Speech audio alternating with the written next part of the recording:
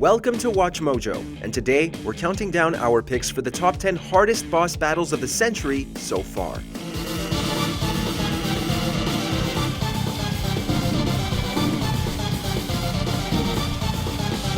For this list, we'll be looking at the most challenging, rage-inducing bosses from the years 2000 to 2023.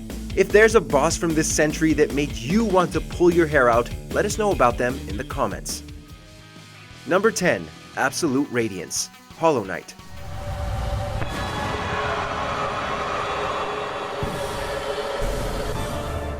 The final boss of Hollow Knight is a tough challenge to overcome, but with the Godmaster expansion, developer Team Cherry made it even harder. Absolute Radiance is a mix of undeniable power and an ungodly speed at which it can unleash it. Most of its attacks have either been increased in strength or, in terms of its projectile-based attacks, in capacity. Thankfully, your little knight should be well powered by the time you face it.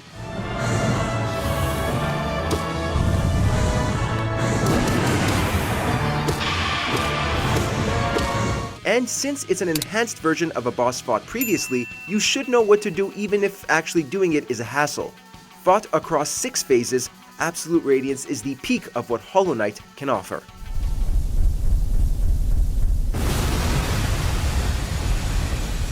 Number 9. Maneater, Demon Souls.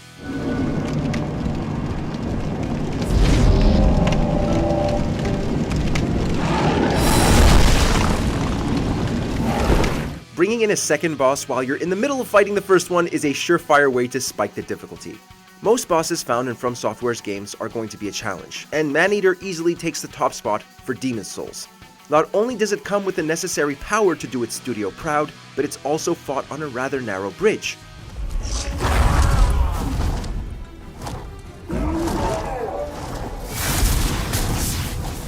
Having less room to maneuver and attack in is a pain, but not as much as a second Maneater.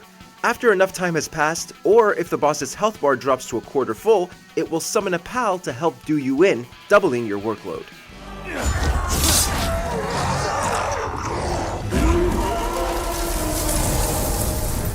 Number 8. Gna, God of War Ragnarok. Good! Pay for what you've done! And here we thought Sigrun was bad. The Valkyrie Queen of 2018's God of War provided a taxing battle, to be sure, but Sony Santa Monica outdid themselves with Gna. As the final big post-game mission, Ragnarok goes out with a bang, if you can get through it. She naturally has the highest power level of any enemy at 9. So even if you drop the difficulty level all the way down, her hits will do major damage. Careful, brother! You're covered in Bifrost! Most of her attacks are hard to predict, and if they connect, they can drain your health bar in a matter of moments. That's not to mention 2 unblockable grabs, which are far more infuriating than any of her other attacks.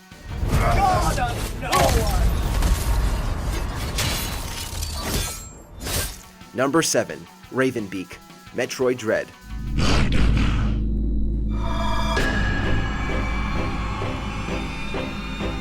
Like those that came before it, Metroid Dread upholds the high difficulty the series is known for, and Nintendo couldn't have included a better boss to make us feel actual dread than Ravenbeak.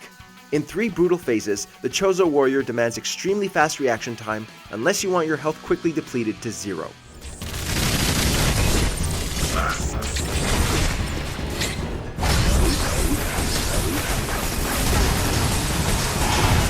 Whether you're right next to him or on the other side of the arena, it doesn't matter. He can blast you apart just as easily as rip you to shreds with his claws.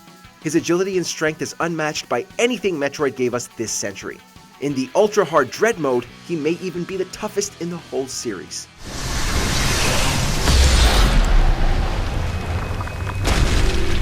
Number 6. Dr. Cal's Robot, Cuphead.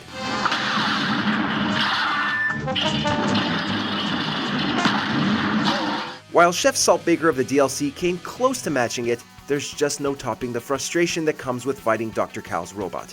Cuphead mostly consists of boss fights, the majority of which can easily wallop the player, but this one really tested our dedication in reaching the end.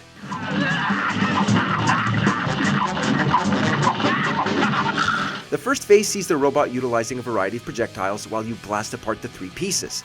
With each piece destroyed, more attacks are added. Phase 2 has homing bombs to look out for, while Phase 3 gives you more projectiles to dodge, along with electrified walls. The whole ordeal is a literal bullet hell, and you won't have nearly enough firepower to make it balanced.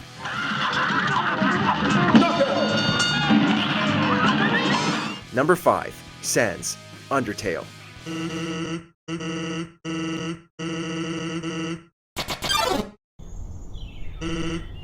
If you choose to go down the genocide route, meaning you've killed every single monster you can come across instead of sparing them, Sans will be waiting for you. And honestly, you probably deserve his wrath. By far the hardest challenge Undertale has to offer by a mile, the fight against Sans completely clashes with his good vibes persona.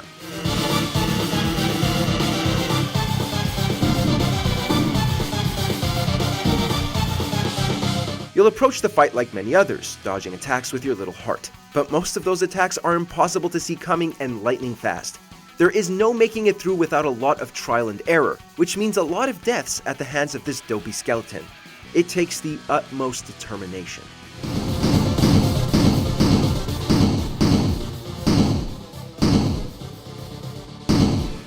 Number 4. Orphan of Kos, Bloodborne.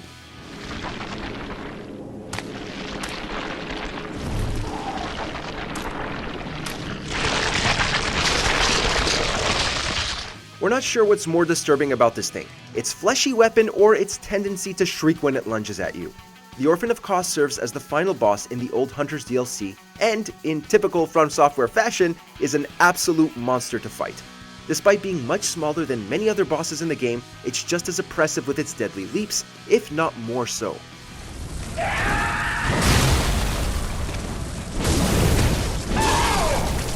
If you're caught by one, say goodbye to a major portion of your health. Thankfully, it doesn't transform into something more unsettling for its second phase. It just gets a lot faster and more aggressive, which is saying quite a bit considering its first phase.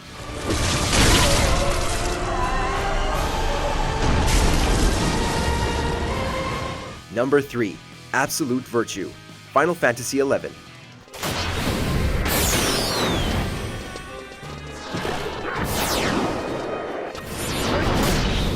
We'll admit this one should come with an asterisk. Found in one of the franchise's MMO installments, Absolute Virtue was designed by Square Enix to be unbeatable, at least by the studio's terms.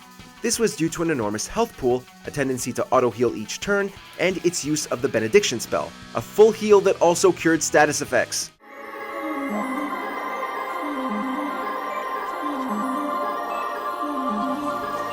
The problem was that the studio didn't reveal this, prompting teams of players to spend literal hours fighting it only for naught. Some were able to do it, but Square Enix retaliated by removing any methods used to beat it from the game. Only after a wave of backlash was Absolute Virtue finally nerfed, making him tough but at least beatable.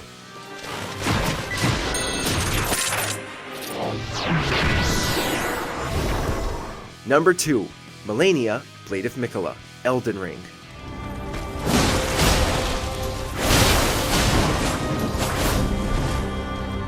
In any other game, a boss declaring they've never known defeat would make us eager to give them a rude awakening. But in a From Software game, we knew we had a lot of deaths in our future. Malenia quickly gained a well-earned reputation for being the holy grail of painfully hard boss fights in Elden Ring. Avoiding her is extremely hard due to her long sword and multi-hit flurry attack.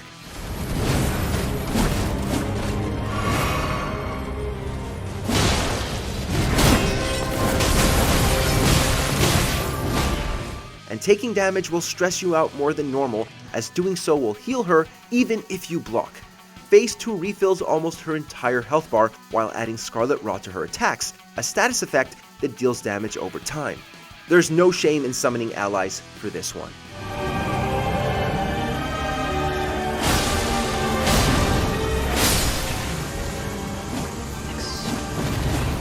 Before we continue, be sure to subscribe to our channel and ring the bell to get notified about our latest videos. You have the option to be notified for occasional videos or all of them. If you're on your phone, make sure to go into your settings and switch on notifications.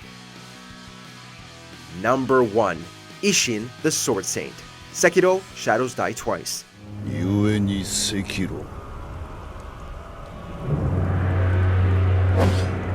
虫を切るぞ Unfortunately, you can't summon friends in Sekiro, so when it comes to the final boss, you'll You'll just have to hope your skills are up to snuff.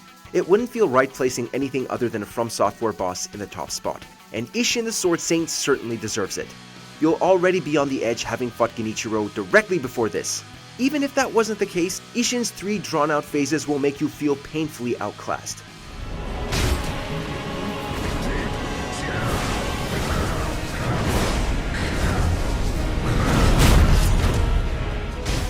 His sword slashes have surprising range and will catch you off guard, as will his AoE attacks. His patterns grow more random with each pause, making it hard to get a read on what's coming next. It's an incredibly satisfying victory, but one that's definitely not earned easily.